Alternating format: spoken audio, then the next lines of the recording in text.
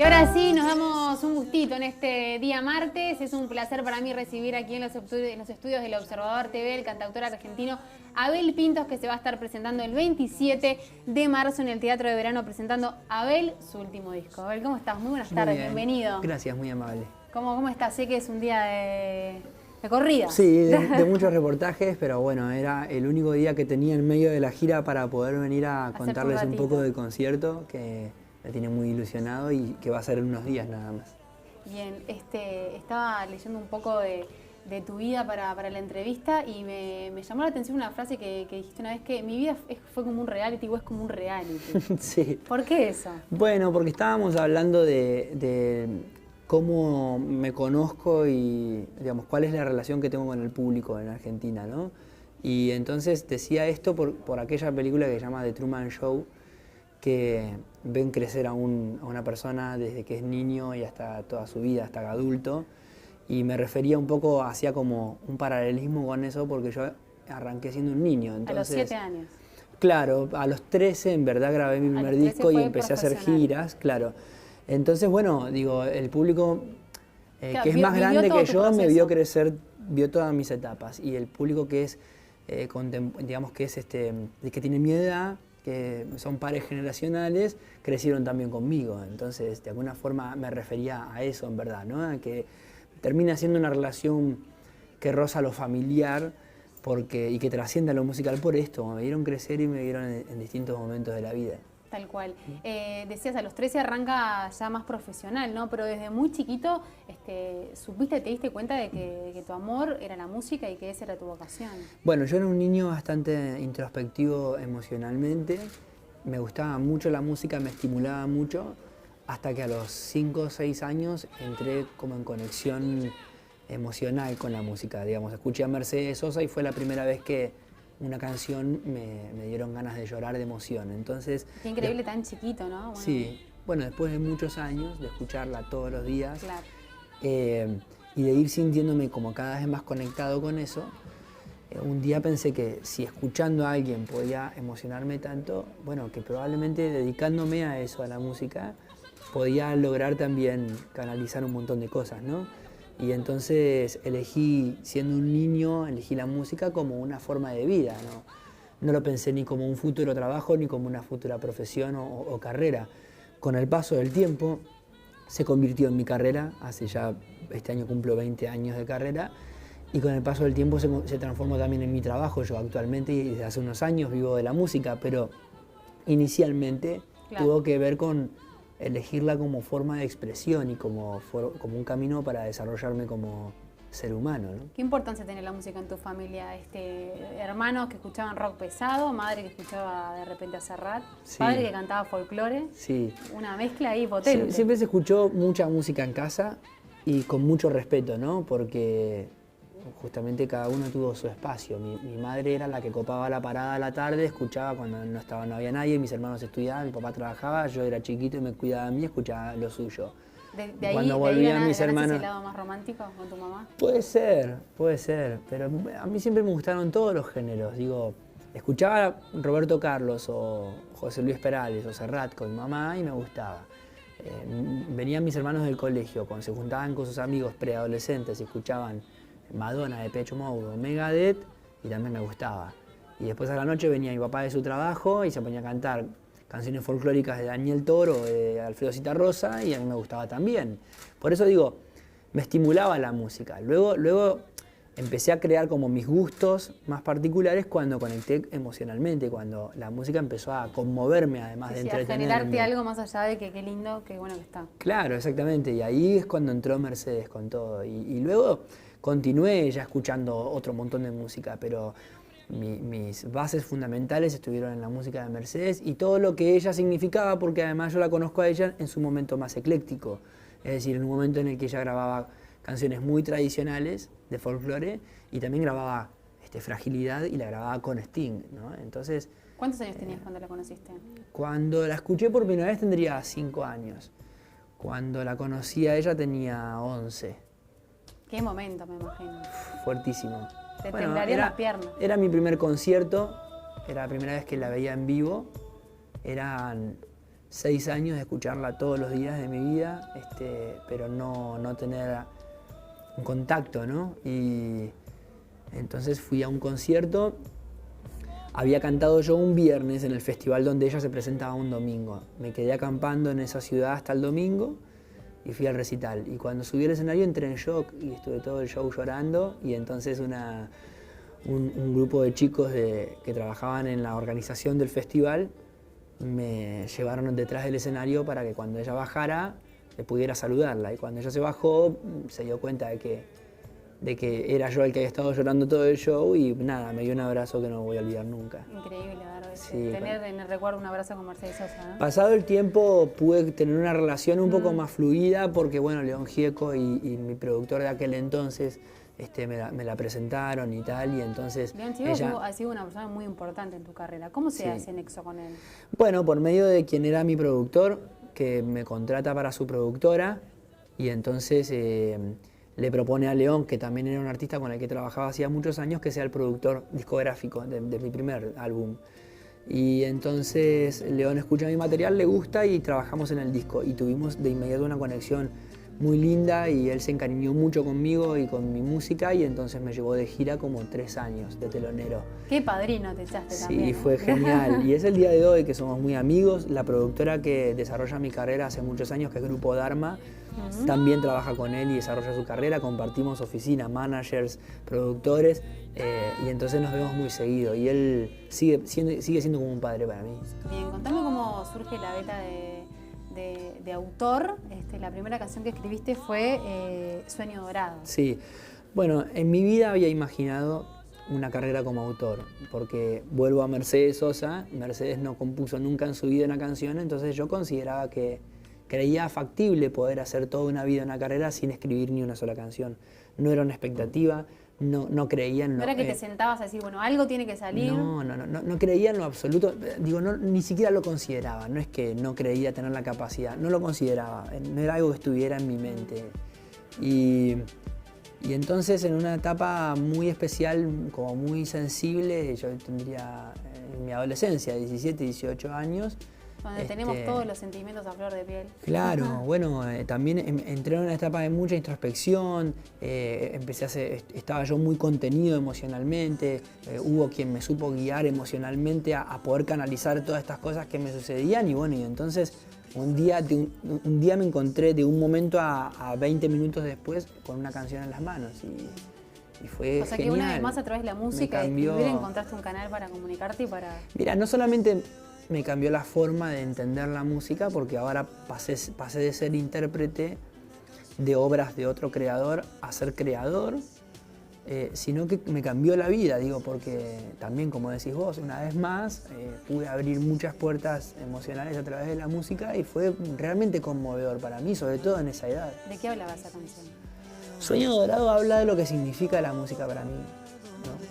Y todo lo que significa soñar desde tan niño con poder dedicarme a lo que verdaderamente me hace feliz. Y me siento muy honrado y privilegiado de dedicarme hace tantos años, todos los días, todo el día, a hacer únicamente lo que me hace feliz. ¿Y costó venir de Bahía Blanca, de una familia de trabajadores? ¿Todo eso lo hace más difícil y también después lo hace más disfrutable?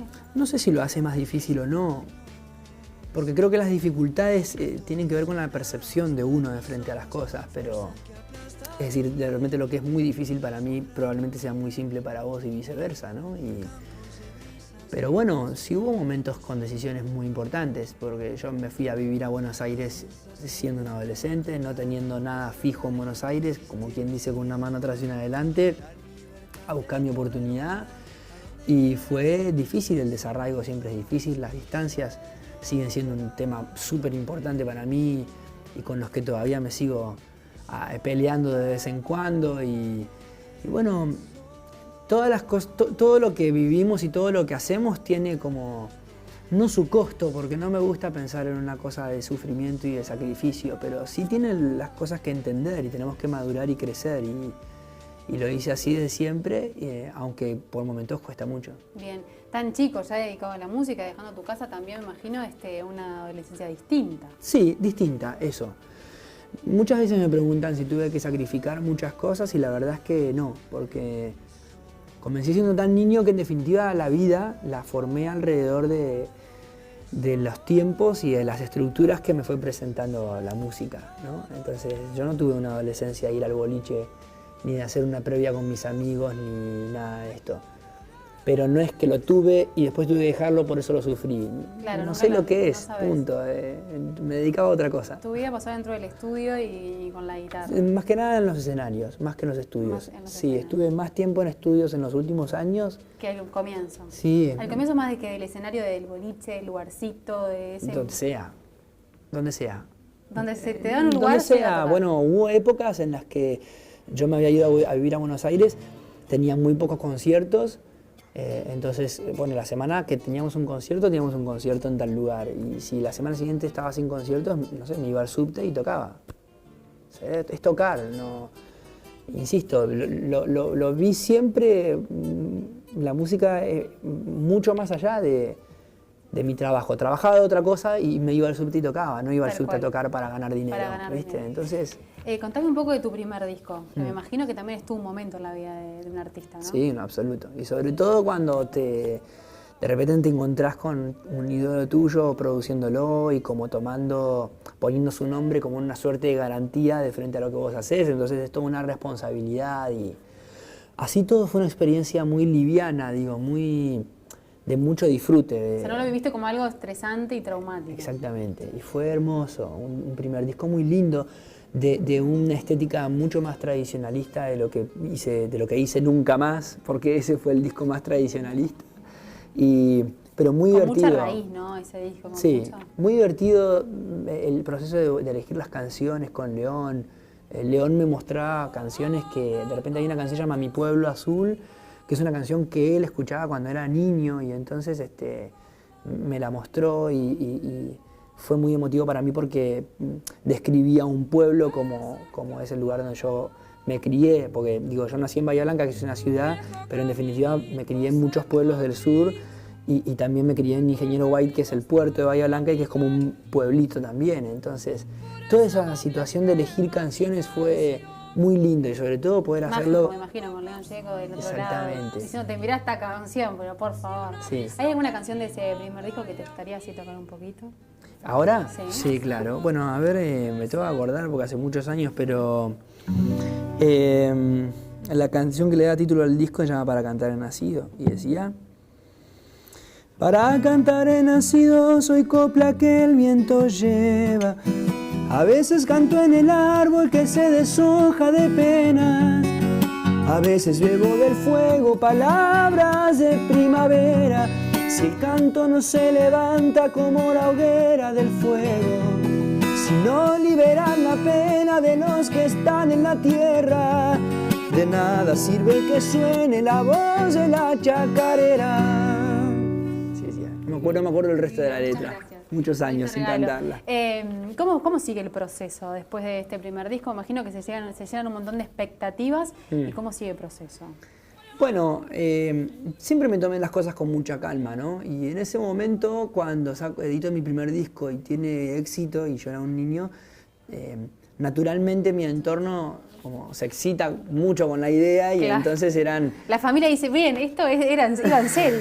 Claro, y entonces, bueno, y mi familia y la compañía discográfica y todos veían que funcionaba, entonces todos desde su creatividad y su amor empiezan a tener como un montón de ideas y yo recuerdo que en algún momento dije, miren, está buenísimo, pero yo siento que tengo toda una vida para hacer esto, entonces lo tomé eso con mucha calma. Entonces a partir de ahí lo que hice fue como dedicarme a hacer conciertos y empezar a grabar discos cuando yo sentía que estaba iniciando una etapa y entonces trataba de hablar de las cosas en las canciones o de elegir canciones que hablaran de cosas que yo suponía que iba a vivir en esa etapa o al cierre de una etapa determinada, ¿no? Y entonces a partir de ahí mis discos empezaron a ser como una crónica de lo que a mí me estaba pasando como un ser humano. Claro. Y ahora, a esa edad, sería mucho más fácil como entrar en esa rosca, ¿no? Y sacar discos y... ¿Qué cosas te mantenían y te siguen manteniendo al día de hoy con los pies sobre la tierra?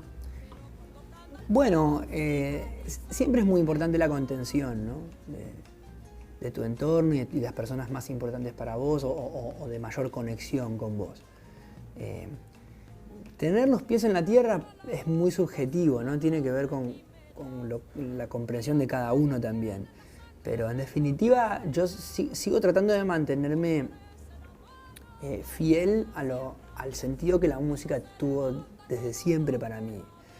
Entonces cuando de repente me encuentro un poco avasallado por las responsabilidades y porque sé que falta determinado tiempo para entrar a grabar un disco o de frente a una gira que tiene muchos conciertos, cuando siento que las cosas del exterior empiezan a tener mucha influencia en mí o a afectarme mucho, entonces como que trato de volver a ese lugar. Bueno, recordemos por qué me dedico a la música, ¿no?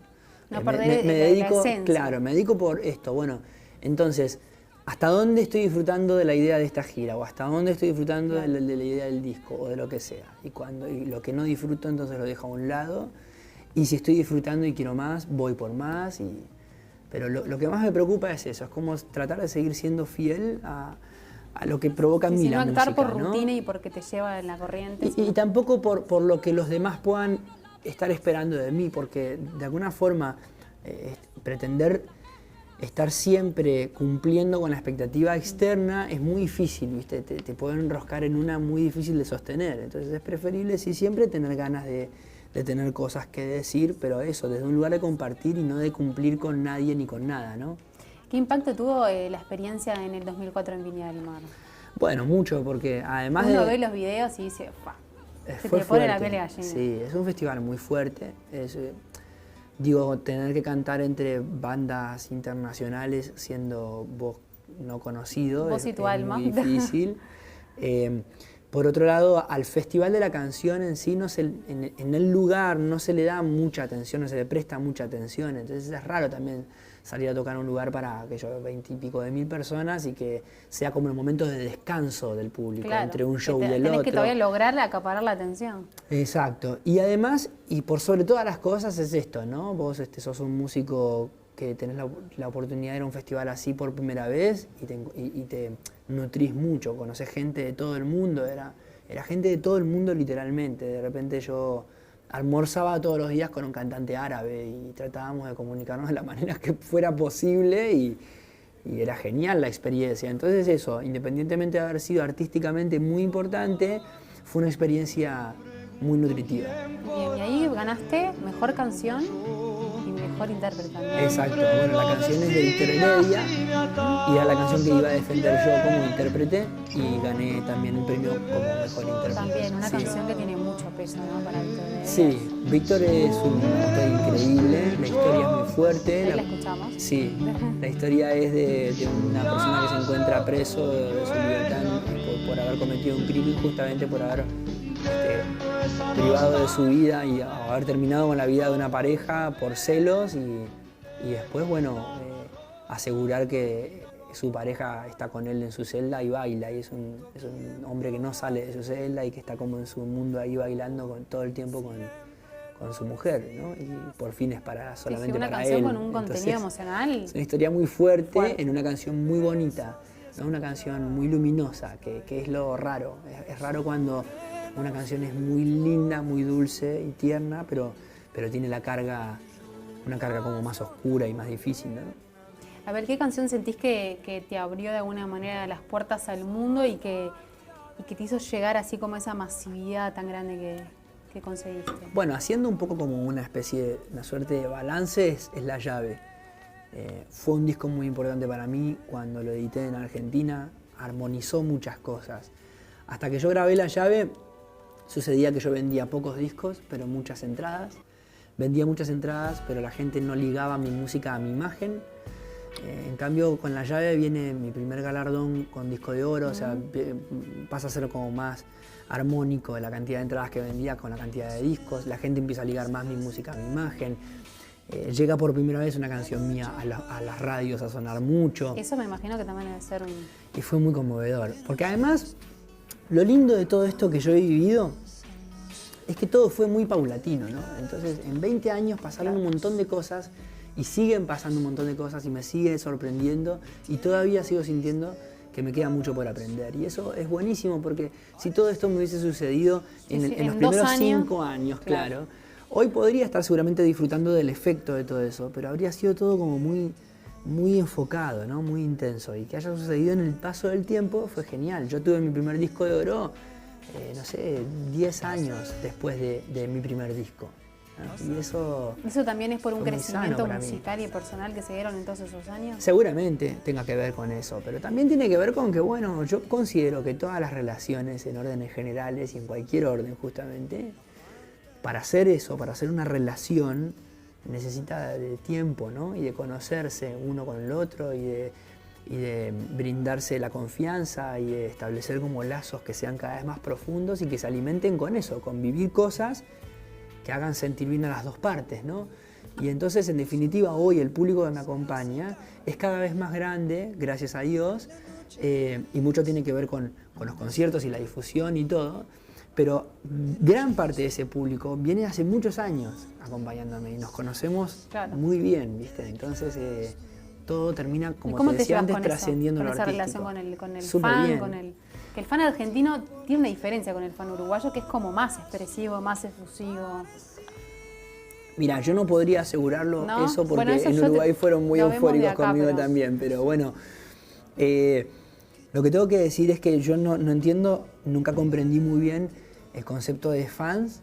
Yo en Argentina les llamo cómplices a quienes me acompañan porque realmente siento eso, siento un genuino sentido de la complicidad.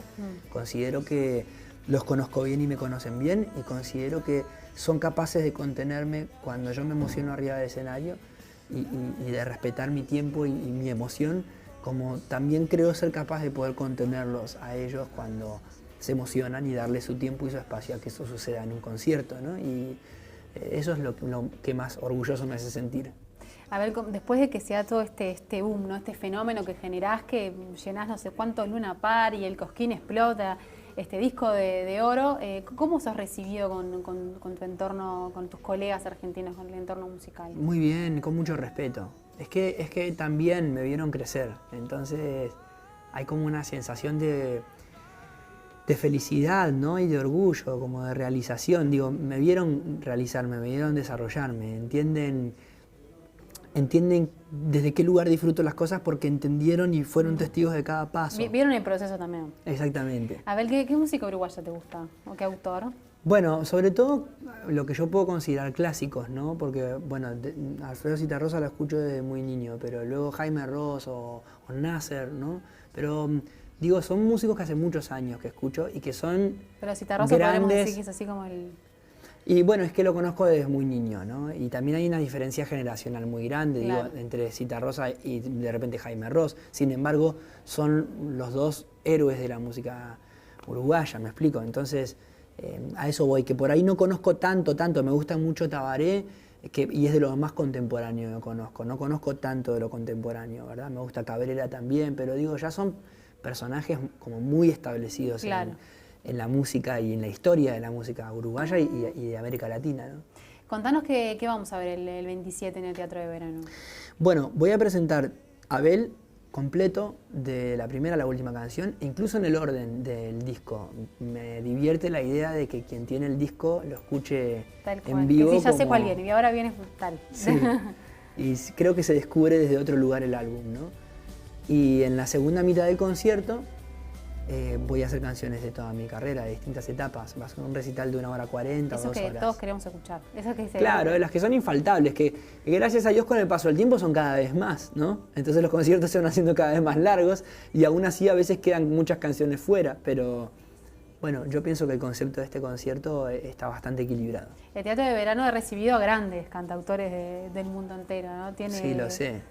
Su cosa mágica también. Lo sé, y además, bueno, de hecho va a quedar toda esta energía de lo que se está viviendo en estos mismos días, va a quedar ahí fresco, el escenario te queda, mira, con una energía sí, que ni te digo. Me siento muy feliz de que me den la oportunidad de brindar el concierto porque entiendo muy bien el precio que tiene a los sentimientos del pueblo uruguayo el lugar, y entonces que me reciban ahí verdaderamente me honra. Bien, ¿nos podemos despedir con alguna de las canciones que vamos a estar disfrutando el 27? ¿Te parece? Claro, sí. Bueno, muchas gracias por haber estado. Al contrario, gracias a vos.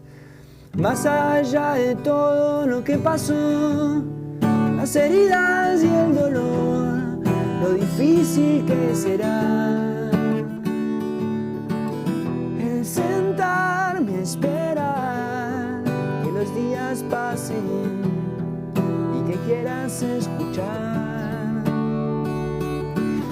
Nada se termina por un error. Podemos tratarnos bien, aceptarnos y aprender.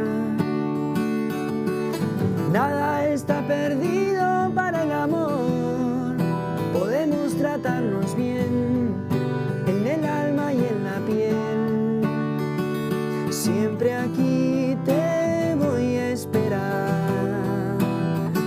Siempre aquí te voy a esperar. Siempre aquí te voy a esperar. Siempre aquí te espero. Muchas gracias. Por nada. Un placer Para haberte mí, tenido para mí acá. un placer.